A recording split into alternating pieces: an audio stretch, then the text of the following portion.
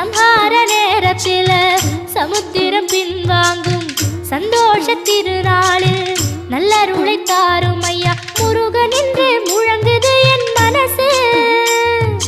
கடலை போல உன் கருணை பெருசு உப்பு காத்து ஊத காத்து சுத்தும் கடலுக்கரைய பார்த்து சத்தியமா கோயில் கொண்ட சுப்பையா